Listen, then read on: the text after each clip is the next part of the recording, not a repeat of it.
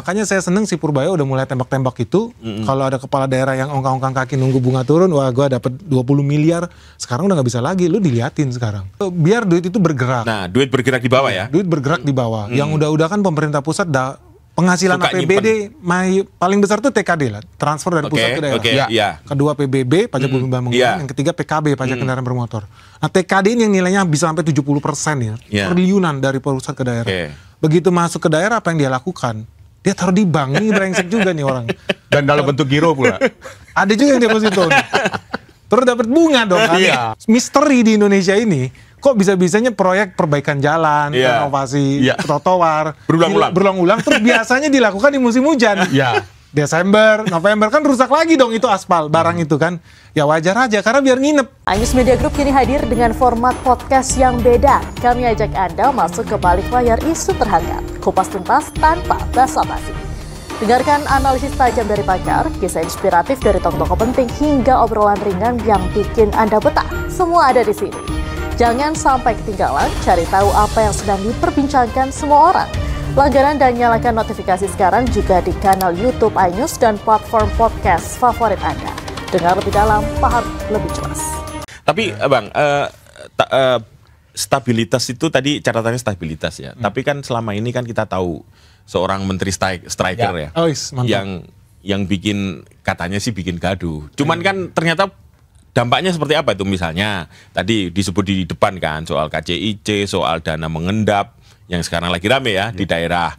Itu kan tujuannya sebenarnya apa sih Bang, untuk mendorong agar belanja masyarakat itu dilakukan semestinya gitu, atau seperti apa nih kalau melihat? Biar duit itu bergerak. Nah, duit bergerak di bawah ya? Duit bergerak di bawah. Yang udah-udah kan pemerintah pusat penghasilan APBD paling besar tuh TKD lah, transfer dari pusat ke daerah. Kedua PBB, pajak bumi bangunan, yang ketiga PKB, pajak kendaraan bermotor. Nah TKD ini yang nilainya bisa sampai 70% ya, triliunan dari pusat ke daerah. Begitu masuk ke daerah apa yang dia lakukan? Dia taruh di bank, ini brengsek juga nih orang. Dan dalam bentuk giro pula. Ada juga yang deposito. Terus dapat bunga dong kan. Terus bunganya masuk kemana? Makanya kalau kita lihat misteri di Indonesia ini, kok bisa-bisanya proyek perbaikan jalan, renovasi, trotoar, berulang-ulang, terus biasanya dilakukan di musim hujan. Desember, November, kan rusak lagi dong itu aspal, barang itu kan. Ya wajar aja, karena biar nginep 1 tahun kan, dari Januari sampai Desember. Jadi duitnya full nih bunganya nih. Ya mereka juga ada lihat sih ada bunga per 6 bulan, bunga 9 bulan, 12 bulan. Cuma ya itu jadi kejam menurut saya. Karena itu kan duit rakyat yang harusnya dikucurin ke bawah. Makanya saya seneng si Purbaya udah mulai tembak-tembak itu. Kalau ada kepala daerah yang ongkang-ongkang kaki nunggu bunga turun, wah gue dapet 20 miliar. Sekarang udah gak bisa lagi, lu diliatin sekarang. Duit itu harus turun. Fakta nih, fakta. Kita punya guru lah, sertifikasi guru tuh gajinya bakal tinggi kalau lu punya sertifikasi. Kalau punya sertifikasi, betul. Harusnya cair. Banyak di daerah ditahan, 6 bulan baru cair. 9 bulan baru cair. Apa artinya? Orang duit ditransfer dari pusat kok. Artinya duit itu memang sengaja disimpan di bank dulu. Ditahan dulu supaya berbunga, baru dicairkan. Betul. Yang jadi pertanyaan, bunga itu andai kata 5%. Andai kata duit yang nyangkut 100 triliun. Berarti kan 5 triliun bunganya doang nih. Masalahnya, ya udahlah cuma 5 triliun gini. Kalau dia harus ngasih bunga tinggi, bank-bank itu kan tentu kalau lu ngasih deposit gede, bunganya juga gede kan? Iya, betul. Oke, rakyat kecil di daerah, di Bojonegoro, di Purwodadi, duit ditahan di bank. Bank pun komit pasti ngasih bunga sama Sekda atau sama Pemprov. Akibatnya kalau ada rakyat di sana mengutang ke bank yang sama, pasti bunganya di atas bunga APBD itu. Iya, betul. Gimana dia bisa ngelawan? Dia udah komit, gua kasih bunga 5%, lu nabung di gua 2 triliun. Oke, terus ada ucuk-ucuk orang mau datang ngutang, nggak mungkin bunganya 4%. Pasti bunganya di atas 5% itu, bisa 9% atau 11%. Akibatnya kan mati, orang ngapain nggak bisa ngutang, terjerat utang, ekonomi nggak putar. Karena dia punya ada komitmen ngasih bunga tinggi sama pejabat daerah, duit nggak muter. Nah ini penyakit. Nah yang udah-udah ini yang memang harus dicek sama pemerintah. Kenapa orang itu baru bayar-bayar vendor di daerah di akhir tahun? Kenapa semua pekerjaan dipooling di akhir tahun? Ya, itu yang sering terjadi. Bunga cair. Iya. Wah, ngeri banget ya. Ngeri lah. Ini udah bentar lagi ganti tahun loh, Desember udah bulan Oktober. Pencairan APBD banyak daerah itu bahkan banyak yang di bawah 50%. Artinya kan ya sayang banget gitu dunia. Sementara TKD itu, transfer keuangan daerah itu itu transfer ke daerah itu diserahkan dari pemerintah pusat di awal-awal tahun ya. Paling telat sekitar Maret April kalau saya lihat. Itu udah turun itu. Ya, Maret atau April sudah turun. Kemudian proyek baru dijalankan di sekitar akhir tahun, November, Desember baru jalan proyeknya. Gitu. Betul. Ada juga yang jalannya dari awal, tapi pas mau bayar tahan dulu. Betul. Tahan dulu sampai akhir tahun. Mumpung cair kan lumayan, bunga 6 bulan duit tidur. Ini faktor karena tidak kreatifnya kepala daerah mengelola keuangan itu dalam bentuk ya mereka bisa memikirkan investasi yang tadi kalau seperti Bang Benik sampaikan, Presiden Prabowo itu memikirkan investasi itu sampai ke rakyat yang paling bawah. Betul. Supaya perekonomian hidup. Nah, mungkin apakah kepala daerah ini tidak punya pembekalan hal ini? Ya enggak lah. Atau ada hal lain? Mayoritas kepala daerah yang kita temuin itu kan lulusan SMA. Atau lulusan preman gitu loh. Jadi dia menang karena banyak kenalan sama ormas-ormas preman kan. Punya masa yang banyak lah ya. Gitu loh. Nggak ada ceritanya profesor jadi kepala daerah. Kayaknya saya belum ketemu deh profesor jadi kepala daerah. Ada beberapa. Ada ya? Ada beberapa ya. Jadi mereka juga nggak dituntut punya kreativitas. Beda sama di Cina. Di Cina ini di-compete bupati, wali kota itu ada rankingnya. Oh gitu. Kalau gue spesialisasi ekspor hasil ikan laut. Di sebelah sana, waduh gue nggak bisa lagi main itu. Gue spesialis ekspor produk-produk bawang atau produk furniture. Jadi di-compete nih, level bupati, wali kota. Dan ada skornya, nggak achieve di-cut. Namanya juga PKC gitu kan. Komunis, satu suara aja udah. Iya, betul. Tanpa ampun. Jadi mereka bener-bener di-challenge gitu. Betul-betul brutal lah. Kalau di sana. Kita tahu kita pernah ketemu sama BUMD di Cina. Bukan BUMN ya, BUMD. Tapi udah mikirin gimana pembiayaan pembangunan bendungan di negara lain. Oh, bukan di daerah, bukan di wilayahnya ya? Di negara lain. Di negara lain. Karena di daerah dia udah bangun semua. Tapi kan dia di target profit. Jadi sampai pergi ke negara lain. Bahkan cari proyek di negara lain. Atau kayak di Indonesia, ada BUMD Cina. Bikin mobil listrik, namanya GAC Aion. Bikin pabrik mobil di Indonesia. Iya. Udah pikirin gimananya ekspansi. Jadi bayangin BUMD, bukan BUMN. BUMD udah pikir bagaimana menguasai dunia. Gila ini kan mindsetnya. Kita bisa nggak begitu? Ya belum gitu loh. Gimana BUMD kita pikirin bikin pabrik kayak gitu kan, orientasi ekspor gitu kan, atau bikin smelter, kenapa enggak? Harusnya itu yang dipikirin sama. Ya harusnya kalau menurut pemaparan Bang Benik tadi itu smelter kita yang tadinya menjadi beban pusat seharusnya bisa jadi daerah dong yang membangun. Aset daerah ya. Iya. Dan mereka jadi punya kewajiban buat memproses izinnya lebih cepat. Bukan dihalang-halangin, mana amdal lu, izin lokasi lu, izin kerusuhan, izin keamanan. Karena ya mereka nggak berpikir itu, harusnya dia pikir penciptaan lapangan kerja ya, seksi ya. Yang ini malah dia kirim orang buat demo di pabriknya sendiri, kan aneh. Akibatnya nanti ada pengangguran, dia sendiri yang di demo kalau pengangguran, nggak pikir situ. Tapi itu konyol ya Mas, Bang Ike.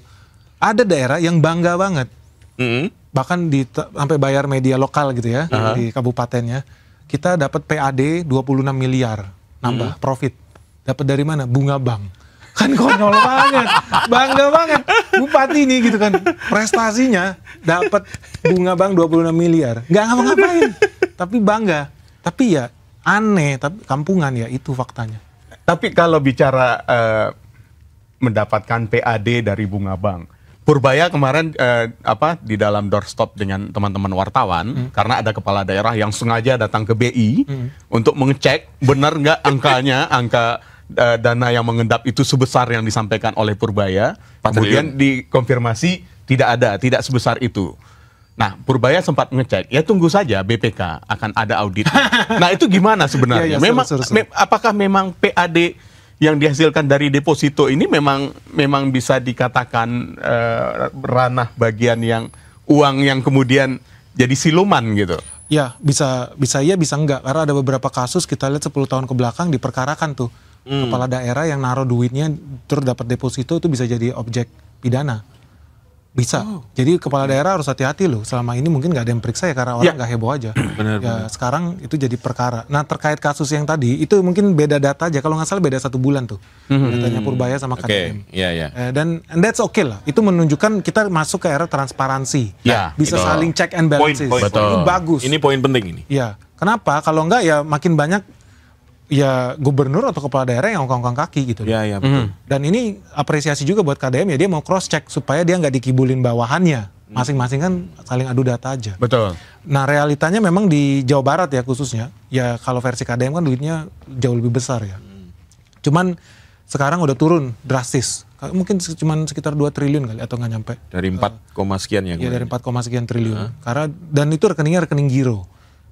Dan ya KDM bilang nggak ada tuh deposito. Ya. Ya, memang betul. Si Purbaya juga nggak bilang itu nyangkut di deposito. Tapi nyangkut di bank. Ya. Tapi ada argumentasi yang betul juga dari KDM. Karena kan tabungan kita di bank itu ada simpanan ya, tabungan biasa, ada deposito, ada rekening giro. Kalau kita pengusaha bisnis kan sering tarik duit, nggak mungkin di deposito. Ya. Dalam konteks daerah, mereka kan ada pengeluaran gaji bulanan, bayar PLN, bayar apa. Ya, makanya nggak mungkin juga duitnya ditaruh deposito semua. Jadi wajar juga dia taruh di giro. Gitu loh, make sense. Tapi satu yang saya apresiasi, gara-gara ini heboh, ya banyak sekda-sekda ketakutan, daerah-daerah ketakutan. Gue yakin teman-teman di rumah nanti komen di bawah. Ya. Banyak nih vendor-vendor. Saya sampai batuk jadi. Yang nggak dibayar-bayar udah berbulan-bulan, gara-gara kasus ini cair langsung, supaya duitnya keluar dari bank. Jadi terbukti ya. Terbukti. Bahwa akhirnya transparansi itu akhirnya membuat semua bekerja lebih terang. Nah, kalau kita bicara tadi Bang Benny juga sempat menyinggung. Ya kalau sekda naruh uang di bank dengan nilai triliunan bisa bunganya pasti akan bisa dinegosiasikan. Yes, pasti. Nah kalau bunga dinegosiasikan itu apakah ada transparansinya nggak di situ akhirnya? Waduh, gue belum pernah jadi sekda nih. Kalau secara pandangan ini. Kalau kita pernah ngobrol sama sales kartu kredit, maksa banget buat buka kartu kredit. Terus gue tanya, lu ngotot banget sih pengen gue buka kartu kredit. Iya Bang Ben, soalnya kalau lu buka, gue itu per orang dapat 500.000. Oke. Buka kartu kredit. Oh jadi kalau sehari 100 orang lu dapat 500.000. Iya, sebulan saya bisa dapat 20 juta lah sales kartu kredit. Ya. Yang mungkin limitnya itu cuma 20 juta gitu kan, 30 juta. Oke. Pertanyaannya nih, ada orang bawa duit triliunan. Apa iya komisinya cuma 500.000? Gitu ya. Itu pertanyaan. Pertanyaannya ini cuma 10 juta aja dia dapat 500.000 loh. Nah kalau 5 triliun atau 20 triliun komisinya ya bisa dibayangin karena bagian sales di bank itu ada funding sama lending. Betul. Funding kan buat cari orang nabung. Ada komisi, ada bonus. Dan biasanya juga ada kickback atau cashback. Jadi kita berkali-kali pun gue ditawarin gitu. Om Ben, duit perusahaan ini pindahin lah dari bank sana ke bank kita. Nanti kita kasih cashback lah, gini. Emang cashbacknya berapa? Ya bisa kita nego lah gitu kan. Jadi ada yang secara kontrak bunganya 6% misalkan. Tapi di belakangnya ada lagi nih. Di belakangnya yang tidak tertulis. Yang tidak tertulis. Bener nggak? Nah, ini artinya ya mungkin ya kita juga menunggu ya komen dari yang lagi nonton, yang sudah subscribe, yang juga mau subscribe silahkan. Kita juga tunggu komennya. Ini akan menjadi ketakutan nggak sih sekda-sekda ini terkait dengan cashback itu tadi? Ya minimal kalau sekarang kan sudah dibayarin nih vendor-vendor yang mereka bisa bekerja lagi lah ya. Jadi lapangan kerja hidup lagi. Yang tadinya menggap-menggap nih. Yang tadinya pekerjaannya sempat dirumahkan dulu, nyari pekerjaan yang lain karena vendornya belum dibayar gitu. Sekarang akhirnya bernafas lega lah ya. Iya. Mudah-mudahan itu. Jadi kalau di kementerian kan juga gitu juga ya Bang. Kenapa tuh di kementerian? Maksudnya kementerian itu kan juga ada dana-dana yang naruh di tempat di tabungan gitu. Kan ini akhir tahun baru dicairin. Nah, ya gitu-gitu. Jangan cair ya. Cairnya ditahan-tahan ya. Ya sama aja, semua sama aja kan. Semua sama aja. Iya. Dan kalau kita bicara duit triliunan ya selalu bicara soal untungnya apa? Karena pasti ada untungnya. Iya. Iya dong. Iya pasti. Itu, nggak mungkin nggak ada untung. Tapi untung bagi siapa? Kan? Betul. Untung bagi siapa? Iya. Tapi kalau dipikir logika, jangan juga piktor ya, jangan negatif thinking. Katakan ada kementerian punya anggaran 200 triliun. Nggak mungkin juga kan anggarannya ditaruh di belakang meja, di belakang tempat tidur menterinya kan nggak mungkin, nggak muat ruangan itu. Memang logikanya harus taruh di bank. Cuma jadi pertanyaannya kalau duitnya nggak keluar-keluar terus ada bunga di situ.